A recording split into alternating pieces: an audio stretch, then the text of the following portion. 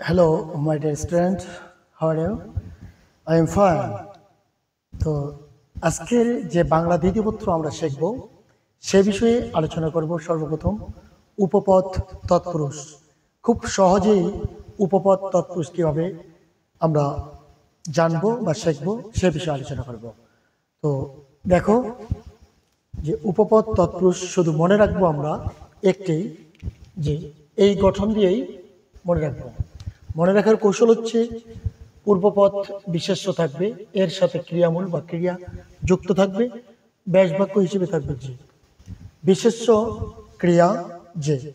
এটা যদি মনে রাখি আমরা তাহলে খুব সহজেই উপপদ তৎপুরুষ মনে রাখতে পারবো এবং ভুলে যাব না। বিশেষ্য অর্থাৎ নাউন, এরপরে ভার্ব, ঠিক এরা কিন্তু অনেকটা ইংরেজির সাথে মিল রয়েছে। এরপরেও দেখো যে বিশেষ্য ক্রিয়া যে, এটা কনজাংশন, অর্থাৎ নাউন ভার্ব কনজাংশন। এই তিনটা জিনিস যদি মনে রাখি তাহলে আমরা উপপদ তৎপুরুষ কখনো ভুলে যাব না। তো বিশেষ্য পূর্বপদ, ক্রিয়া হচ্ছে যুক্ত থাকবে, যে ব্যাসবাক্য হিসেবে নেব। যেমন জাদুকর, ধামা ধরা, ছেলে ধরা, বর্ণচর, বর্ণচোরা, পকেটমার, গ্রন্থকার, এই শব্দগুলো আমরা আলোচনা করবো এখন বা ব্যাসবাক্য করবো। তো দেখো জাদু, এই জাদু শব্দটা কিন্তু একটা নাউন শব্দ অর্থাৎ বিশেষ্য পদ জাদু, কিন্তু যখন করে ঠিক তখনই কিন্তু জাদুকর হবে। জাদু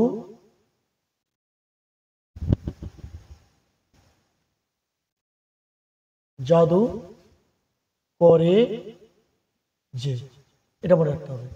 জাদু করে যে, জাদু, ওকে। তাহলে জাদু করে যে তৎপুরুষ সমাস, উপপদ যেটা, এটা বারবার মনে রাখবা, এটি একটি উপপদ তৎপুরুষ সমাস, ওকে। ধামা ধরা, ধামা ধরে যে, ক্লিয়ার।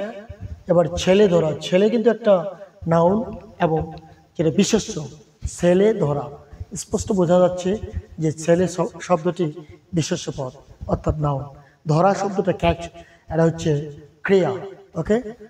তাহলে ছেলে ধরা, ছেলে ধরে যে, ওকে।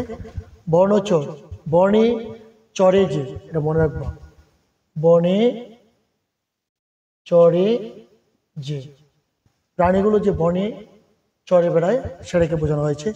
বর্ণচোরা, বর্ণচোরা, বর্ণ চুরি করে যে, ওকে। বর্ণ চুরি করে যে। পকেট মার, পকেট মারে যে।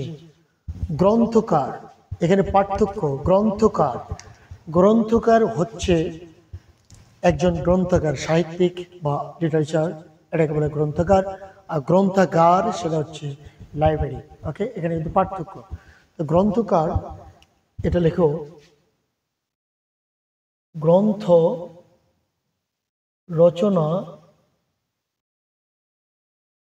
করে যে, এই যে কথাটা শেষে থাকে, যে জাদুকর, জাদু করে যে, ধামা ধরা, ধামা ধরে যে, ছেলে ধরা, ছেলে ধরে যে, বর্ণচর, বর্ণে চরে যে, বর্ণচোরা, বর্ণ চুরি করে যে, পকেট মার, পকেট মারে যে, গ্রন্থকার, গ্রন্থ রচনা করে যে।